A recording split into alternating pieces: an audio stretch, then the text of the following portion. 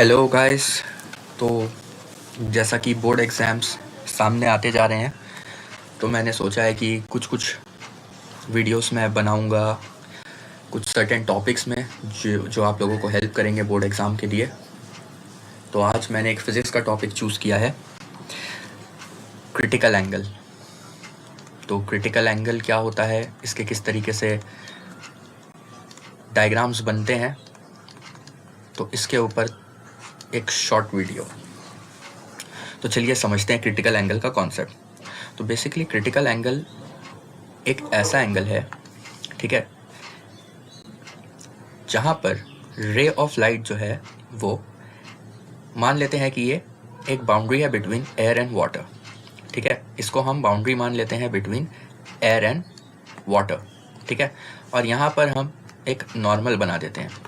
यहाँ हमारा एक नॉर्मल है, यहाँ ऊपर एयर है, नीचे वाटर है।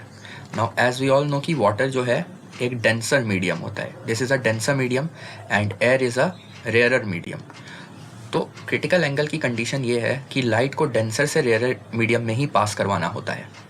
रे ऑफ लाइट जब भी डेंसर से रेयरर मीडियम में जाती है तो हमको मालूम है कि ये नॉर्मल से दूर भाग जाती है, राइट। सीधा नहीं जाके कुछ सर्टेन एंगल डेविएट हो जाती है और दूर भाग जाती है। अब क्रिटिकल एंगल एक ऐसा, इसको हम थ्रेशोल्ड एंगल बोल सकते हैं कि ये जो रिफ्रैक्टेड रे है, ठीक है, ये रिफ्रैक्टेड रे जैसे जैसे हम इंसिडेंट रे बढ़ाते जाएंगे वैसे वैसे ये रिफ्रैक्टेड रे का एंगल भी बढ़ते जाएगा। तो एक टाइम आएगा कि जब रिफ्रैक्टेड रे, फॉर एग्जांपल इस इंसिडेंट रे में ये रिफ्रैक्टेड रे यहाँ आ जाएगी, यानी कि ठीक नॉर्मल के ऊपर आ जाएगी। इसको बोलते हैं ग्रेजिंग एंगल, की ये ग्रेस करेगी नॉर्मल को। तो ये हो गया इसका थ्रेशोल्ड लिमिट। तो जब तक थ्रेशोल्ड लिमिट है तब तक आपको रिफ्रैक्शन मिलेगा, लेकिन उसके बाद अगर क्रिटिकल एंगल हमने बढ़ा दिया तब यहाँ पर ये टोटल इंटरनल रिफ्लेक्शन हो जाएगा। तो क्रिटिकल एंगल यही एंगल होता है between the angle of incidence, जैसे ये एंगल ऑफ इंसिडेंस है, and normal. Angle of incidence और नॉर्मल के बीच का जो एंगल ऑफ इंसिडेंस है वही होता है हमारा क्रिटिकल एंगल, कि किस एंगल में हमको रिफ्रैक्शन मिल रहा है। अगर ये एंगल बड़ा हो गया तो ये टोटल इंटरनल रिफ्लेक्शन में कन्वर्ट हो जाएगा, यानी कि जो रिफ्रैक्शन है वो रिफ्लेक्शन में कन्वर्ट हो जाएगा। तो इसके ऊपर कुछ डायग्राम्स हैं जो हम दिखाना चाहते हैं, जैसे कि बोर्ड एग्जाम में पूछे जाते हैं। फॉर एग्जांपल एक डायग्राम देखते हैं इस तरीके का, बहुत अच्छा एक सम है कि ये एक पीस ऑफ ग्लास है, ये एक पीस ऑफ ग्लास है यहाँ, ठीक है, और यहाँ से इंसिडेंट रे आ रही है, यहाँ टकराएगी। ऑफ कोर्स ये नॉर्मल होगा, this will be our normal.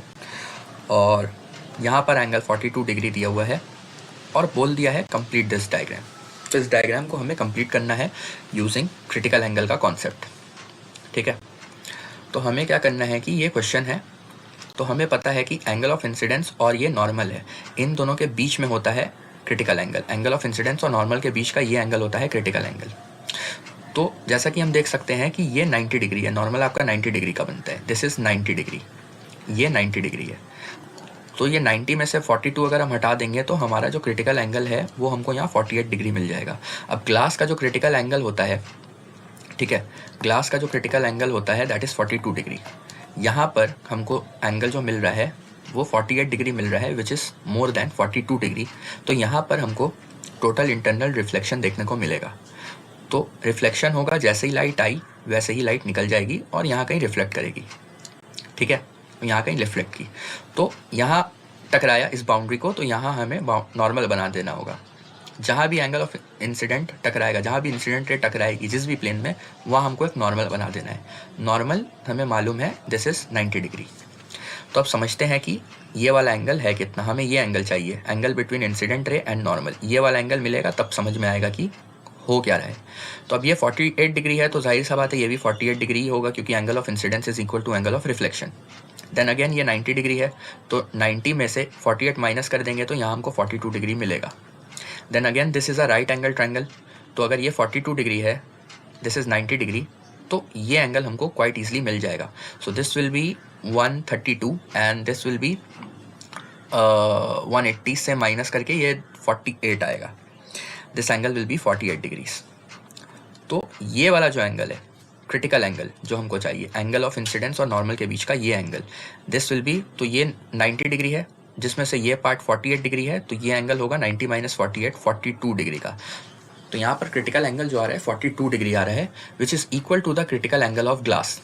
तो यहाँ पर ना तो रिफ्लेक्शन होगा ना ही रिफ्रैक्शन होगा, लाइट जो है ग्रेस करती हुई सीधा निकल जाएगी ऐसे, और यहाँ ये डायग्राम एंड हो जाएगा।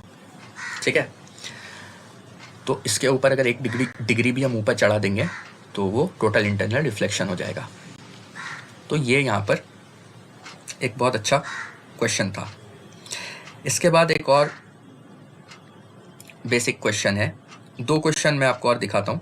एक बहुत बेसिक सा क्वेश्चन है, स्टार्टिंग का ही क्वेश्चन है, कुछ इस तरीके का।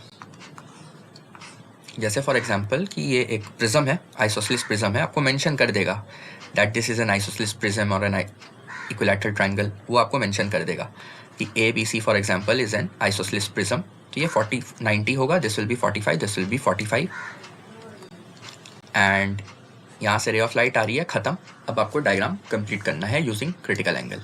तो अगेन ग्लास है, ग्लास का प्रिज्म का क्रिटिकल एंगल होगा 42 डिग्रीज का, एंड डायग्राम स्टार्ट करते हैं।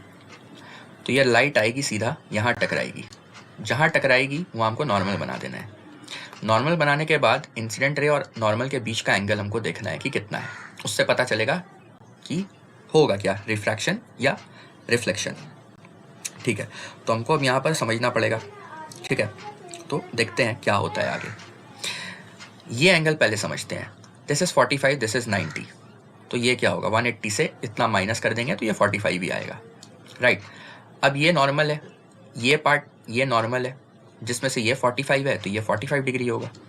तो हमको angle between incident ray and normal मिल गया 45 डिग्री, जो कि इससे बड़ा है, तो टोटल इंटरनल रिफ्लेक्शन होगा। टोटल इंटरनल रिफ्लेक्शन जो होगा, then incident ray will be equal to the reflected ray, ये ऐसा सीधा चले जाएगा। अब यहाँ जाके इसको टकरा रहा है, यहाँ टकरा रहा है, तो यहाँ नॉर्मल बनेगा, बट देखना पड़ेगा कि एंगल है कितना। तो angle of incidence angle of reflection बराबर होगा, ये 45 था तो ये एंगल ऑफ रिफ्लेक्शन भी 45 होगा, और ये 90 डिग्री है, ये 45 है तो ये भी 45 होगा, ये 45 है, ये 45 है, तो ये 90 डिग्री होगा।